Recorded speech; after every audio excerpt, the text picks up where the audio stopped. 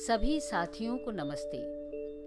आप सभी का इस ई लर्निंग वीडियो में स्वागत है। इस वीडियो के द्वारा हम माहवारी की प्रक्रिया व गर्भधारण कैसे होता है के बारे में विस्तार से जानेंगे।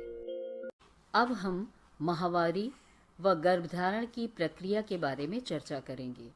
विभिन्न स्थितियों में महिला कब गर्भधारण कर सकती है, इसको समझने के लिए ये जानना ज़रूरी है कि गर्भधारण करने के संभावित दिन कौन से होते हैं और मासिक चक्र और गर्भधारण में क्या संबंध है। माहवारी सामान्य रूप से लड़की के 10 से 14 वर्ष की आयु के बीच किशोरावस्था में पहुंचने पर शुरू होती है और 45 से 55 वर्ष के बीच माहवारी आना बंद हो जाती है। माहवारी प्रत्येक 21 से 35 दिनों पर आती है और 3 से 7 दिन तक रहती है। मासिक चक्र औसतन 28 दिन का होता है। हर महीने महिला का शरीर गर्भधारण की तैयारी करता है। अंडाशय से एक अंडा निकलता है और गर्भाशय एक भ्रूण के पोषण की तैयारी करता है। गर्भाशय को अधिक रक्त प्राप्त होता है और उसकी सतह मोटी व गदगदी होती है। यदि महिला उस माह गर्भधारण नहीं करती तो यही सतह टूटकर गिरने लगती है, जो मासिक स्राव के रूप में शरीर से बाहर आ जाती है। यह प्रक्रिया मासिक चक्र के रूप में हर महीने दोहराई जाती है। अब हम यह जानते हैं कि गर्भधारण की संभावना मासिक चक्र के किन दिनों में अधिक होती है और क्यों। जैसा कि पहले बताया है कि अंडे को ग्रहण करने के लिए गर्भाशय की परत मोटी होना शुरू हो जाती है। आमतौर पर अंडाशय से अंडा परिपक्व होकर 11 से 14 दिन पर निकलता है और 48 घंटे तक जीवित रह सकता है, परंतु अन्य परिस्थितियों में अंडा पहले या बाद में भी निकल सकता है। क्योंकि शुक्राणु सामान्यतया महिला के प्रजनन अंग में 3 दिन तक और अधिकतम 5 दिन तक जीवित रह सकते हैं, इसलिए गर्भधारण की संभावना मासिक चक्र के 8वें दिन से 20वें दिन तक अधिक होती है। इसीलिए माहवारी के 8वें से 20वें दिन तक असुरक्षित दिन कहे जाते हैं। माहवारी के पहले से 7 दिन और 21 से 28 दिन सुरक्षित दिन कहे जाते हैं। इस बात को और बेहतर ढंग से समझने के लिए एक छोटी सी फिल्म देखते हैं। गर्भधारण कैसे होता है। गर्भधारण एक अद्भुत प्रक्रिया है जो शुक्राणु और अंडे के मिलन पर आधारित है। शुक्राणु पुरुष के अंडकोश में स्थित अति सूक्ष्म कोशिकाएं होती हैं जो कुछ अन्य द्रव्यों के साथ वीर्य में मिल जाते हैं। वीर्यपात के समय यही वीर्य द्रव्य के रूप में पुरुष के लिंग से बाहर निकलता है। अंडे महिला के अंडाशय में रहते हैं। मासिक धर्म को नियंत्रित करने वाले हार्मोन्स हर महीने अंडों को भी परिपक्व करते हैं।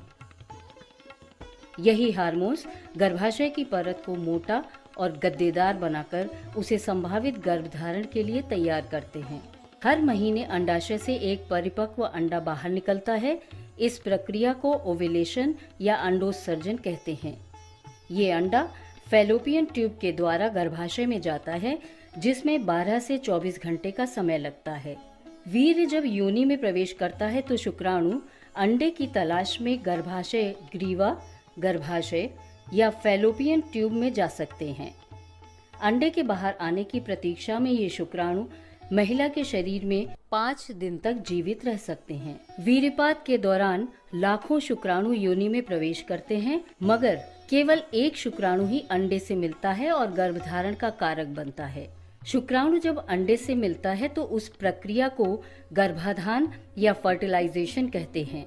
इसके बाद निषेचित अंडा भ्रूण बनकर गर्भाशय में प्रवेश करता है। यह भ्रूण गर्भाधान के 3 से 4 दिनों में गर्भाशय में पहुंचता है और गर्भाशय के अंदरूनी परत के अंडे के चिपकने योग्य मोटी गद्देदार होने तक वहीं रुकता है। भ्रूण का गर्भाशय की अंदरूनी परत में धंस जाना ही गर्भधारण की शुरुआत है, जिसे इम्प्लांटेशन कहते हैं। इस प्रक्रिया को पूरा होने में 3 से 4 दिन का समय लगता है। आधे से ज्यादा निषेचित अंडे गर्भाशय की परत में नहीं धंस पाते हैं और वो मासिक धर्म के साथ शरीर से बाहर निकल जाते हैं। गर्भाशय में भ्रूण के आरोपण के बाद महिला का शरीर गर्भावस्था हेतु हार्मोन्स बनाना शुरू कर देता है। ये हार्मोन्स महिला के गर्भाशय की अंदरूनी परत को मजबूत बनाए रखते हैं, जिससे भ्रूण को पोषण मिलता है। गर्भधारण के दौरान मासिक धर्म भी नहीं आता। जब शुक्राणु अंडे से नहीं मिलते या निषेचित अंडा गर्भाशय में प्रत्यारोपित नहीं होता, तो गर्भाशय की अंदरूनी परत रक्त के रूप में योनि से बाहर निकल जाती है, जिसे मासिक धर्म या माहवारी कहते हैं। इस तरह से गर्भधारण की प्रक्रिया में कई चरण आते हैं, जिनमें 2-3 सप्ताह का समय लग जाता है। माहवारी चक्र में सुरक्षित व असुरक्षित दिन और बेहतर तरीके से समझने के लिए आइए एक केस स्टडी सुनते हैं। सुनीता का महीना 20 अप्रैल 2017 को आया था। उसे 28 दिन का नियमित मासिक धर्म होता है। उसने 30 अप्रैल को असुरक्षित संबंध बनाए। अब आपके लिए प्रश्न है कि जब सुनीता ने यौन संबंध बनाए तब क्या वह सुरक्षित अवधि में थी? तो इसका उत्तर है, सुनीता ने माहवारी के 11वें दिन असुरक्षित संबंध बनाए।